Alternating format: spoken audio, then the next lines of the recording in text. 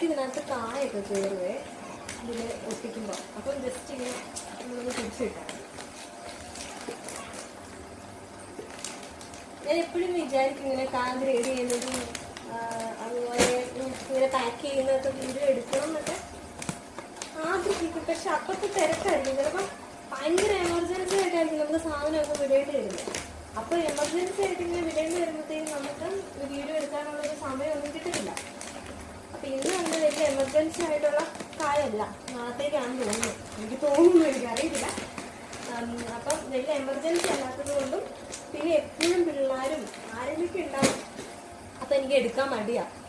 ഞാൻ ഭയങ്കര ആരെങ്കിലും ഇല്ലാത്തത് ഭയങ്കര ഇതാണ്. ആരെങ്കിലൊക്കെ ഉണ്ടെങ്കിൽ എനിക്ക് ചെറിയൊരു മടിയൊക്കെയാണ്. ഞാൻ അപ്പം കുറേ ആയിട്ട് ഞാൻ ഓർത്തു ഇൻസ്റ്റാഗ്രാമിലൂടെയൊക്കെ എനിക്കൊന്ന് ചെയ്യണം, ചെറിയൊരു ഇതൊക്കെ ചെയ്യണമെന്നുണ്ട്. എങ്ങനെയാ നോക്കട്ടെ, കാര്യങ്ങൾ എങ്ങനെയാണെന്ന് പറയുന്നത്. എന്തായാലും നോക്കാം.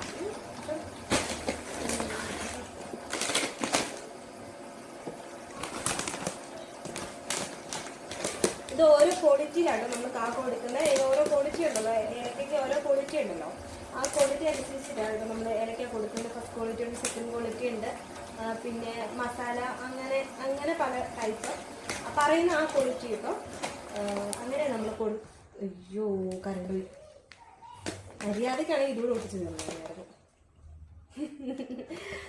ഓക്കെ, അപ്പം കരണ്ട് പോയി കേട്ടോ. അപ്പോൾ ഇനി ഒറ്റ പായ കിട്ടുന്നുണ്ടായിരുന്നു, കരണ്ട് പോയി. ഇതിപ്പോൾ വരുമെന്ന് അറിയത്തില്ല. എന്തായാലും കുഞ്ഞാപ്പ് എണീറ്റോ? അപ്പം ഇത്രയൊക്കെ ഉള്ളൂ കേട്ടോ വീഡിയോ.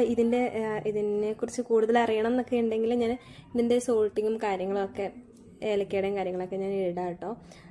പിന്നെ സ്റ്റോറ് കാണിച്ചു തരാൻ പറ്റുന്ന സിറ്റുവേഷനിലല്ലേ കിടക്കുന്നത്, അല്ലാതെ സ്റ്റോറ് കാണിച്ചു തന്നതിന്. കാരണം ഇപ്പം ഇവിടെ അല്ല കേട്ടോ, നമ്മൾ വേറൊരിടത്താണ് ചെയ്യുന്നത്.